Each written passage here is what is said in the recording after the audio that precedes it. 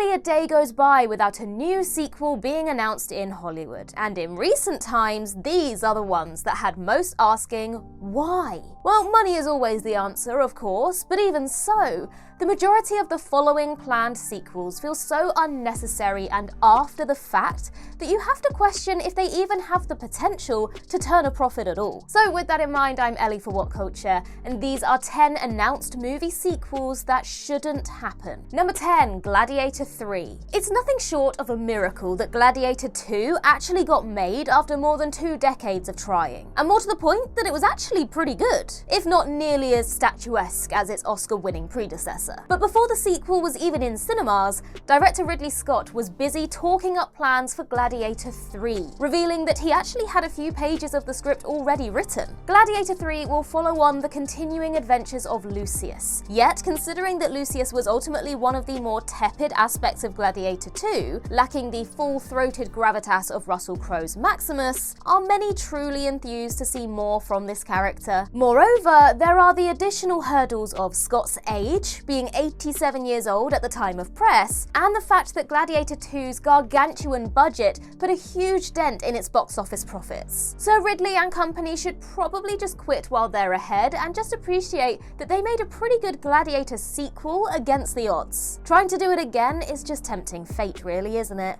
Number 9, Dodgeball 2. Back in 2023, it was announced that a sequel to hit 2004 comedy Dodgeball was now in the works, with Vince Vaughn set to star. Yet given how much time has passed since the original, and the wonky track record of belated comedy sequels, it's tough not to ask why. Even if you consider Hollywood's craven love of money, is there really an audience out there prepared to leave their house for a 20 years later Dodgeball sequel, especially one that might not co-star Ben Stiller? It feels like the time passed for Dodgeball 2 many years ago. And if 20th Century Studios really wanted this, the time was probably around 2007. Dodgeball is a perfect, singular entity of a movie that just doesn't warrant a follow-up in any way. That said, bringing Lance Armstrong back for another cameo has some hilarious potential. At least there's that. Number 8, I Am Legend 2. 2007's I Am Legend was a rock-solid, post-apocalyptic action thriller that nevertheless seemed to cement itself as a one-off movie, given the demise of Will Smith's protagonist, Dr. Robert Neville, at the end. But where there's a will, there's a way, if you'll pardon the pun. As in 2022, Warner Bros. Announced that a follow-up was in the works, with Smith set to reprise his role, somehow. Producers have since confirmed that I Am Legend 2 will do the most uncommon of things by ditching the theatrical ending and opting for the vastly superior alternate ending instead, where Neville survives. While that makes sense to an extent, the alternate ending still doesn't provide a particularly compelling in for a new movie, especially not almost 20 years after the fact. Plus, given that returning screenwriter Akiva Goldsman hasn't written a single acclaimed film since the original I Am Legend, it's tough to have faith in him turning in something worthwhile. Though casting Michael B. Jordan opposite Smith is plenty enticing, this just feels like another sequel that a movie studio wants more than audiences want. Because for as much money as I Am Legend made in 2007, is anyone still talking about it in 2025? Number 7, Free Guy 2. Free Guy was a perfectly acceptable blockbuster that arrived at just the right time. A breezy, crowd-pleasing tentpole that woke up the box office in the middle of the pandemic.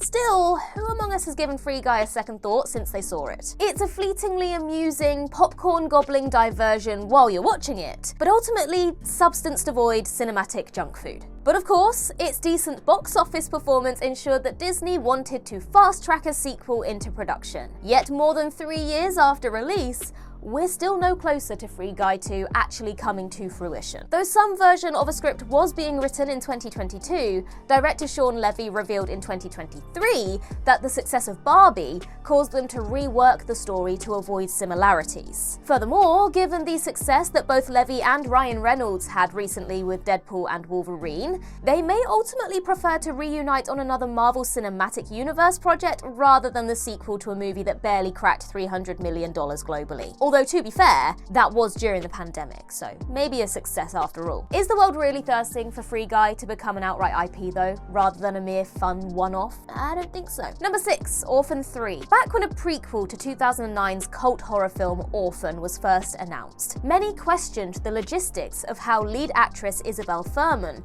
would continue to play childlike villain Esther, aka Lena, given that Fuhrman was now in her mid-20s. Orphan First Kill employed a multitude of old-school techniques to pull this off, including body doubles, forced perspective camera work, and makeup to allow Fuhrman to reprise the role. The results of which were ultimately a relatively mixed bag, despite Fuhrman's solid performance. Few came away from First Kill believing that it left the door open for more movies, especially considering the increasing difficulty of making Fuhrman convincingly pass as a child as time goes on. But last November, Orphan 3 was confirmed to be in development, with Isabel Fuhrman once again set to return. Given that Esther dies in the original Orphan, it's fair to assume then that this will be another prequel set between the second and first movie. But honestly, they were lucky enough that First Kill wasn't a pure laughing stock, and they're really pushing it with this one, especially as Fuhrman will likely be nearing 30 by the time Orphan 3 actually starts filming. Number 5, Hocus Pocus 3. Hocus Pocus 2 was finally released in 2022, some 29 years after the original fantasy comedy hit cinemas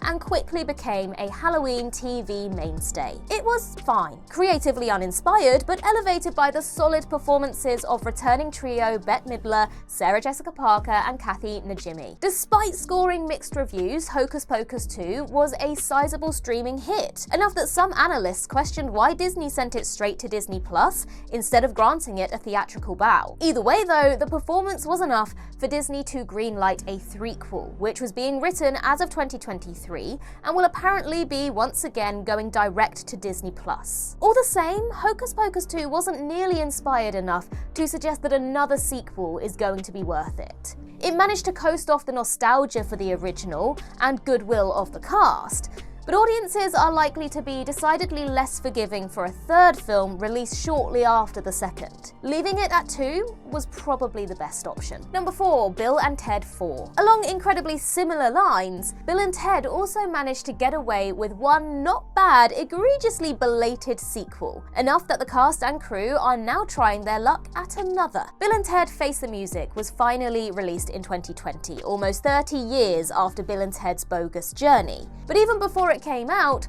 franchise screenwriters Chris Matheson and Ed Solomon were busy talking up a possible fourth film. Last year, star Alex Winter confirmed that the creative team has cracked the idea for another sequel that they plan to write soon, though Winter did caution that it might take a while to get made. But honestly, wasn't Face the Music a totally fine coda for these characters? If a fourth film took another decade to get made, as is quite likely per the realities of Hollywood, Winter and Keanu Reeves would probably be playing Bill and Ted at 70 plus years old. Is that really what fans want? This is one franchise that's perfectly fine left exactly where it is. We got a neat reunion with the duo that didn't retroactively ruin the first two films, and that should be considered a victory in itself. Number 3, Roadhouse 2. The wave of pre-release negativity surrounding Amazon's Roadhouse remake was sizable, with most fans of the Patrick Swayze starring 1989 original failing to see the worth of remaking such a culturally specific product of its time. While Roadhouse 2024 wasn't a great movie by any means, it did fare far better critically than most were surely expecting, largely due to Jake Gyllenhaal's knowing central performance and some entertainingly off-the-wall action sequences. Basically, it knew exactly what it was. All the same, few saw franchise potential from this not bad remake. So it was a surprise when last May, Amazon confirmed that Roadhouse 2 was in development, with Gyllenhaal set to return. Now, even accepting that Roadhouse was a massive streaming hit for Amazon, it was ultimately something that director Doug Liman got away with by the skin of his teeth, rather than a genuinely pleasant surprise that confounded all expectations. Sure, there are worse streaming fodder sequels to get the green light, but given the talents of Liman and Gyllenhaal, it's a shame to see them wasting time on basically forgettable junk content like this. Number Number 2, Dogma 2. There's a strong argument to be made that Dogma is Kevin Smith's greatest film, but it also seems like the one Smith movie least suited to getting a sequel. In recent years, the filmmaker has been delivering nostalgic victory lap sequels and follow-ups with the likes of Jay and Silent Bob Reboot and Clerks 3, and with a planned Mallrats sequel failing to gain traction for years, Smith has now moved on to Dogma. Late last year, Smith confirmed that he is currently writing Dogma 2 and expects Ben Affleck and Matt Damon to return for cameo appearances. Yet nothing in Smith's late career output suggests a Dogma sequel will be much good. Even the most forgiving Kevin Smith fan can surely appreciate that his recent work lacks the sharpness and wit of his work from 25 years ago. Plus, with Affleck and Damon unlikely to return for more than cameos, let alone original cast members such as Chris Rock and Salma Hayek, not to forget the late Alan Rickman and George Carlin, it just seems like the time for this movie to happen passed many, many years ago. Just leave it alone, Kev. Leave it alone. Number 1, Ice Age 6. Are there many franchises more obviously played out than Ice Age? Fox's hit animated series released 5 movies between 2002 and 2016 of wildly varying quality, with the disappointing performance of the most recent film, Ice Age Collision Course,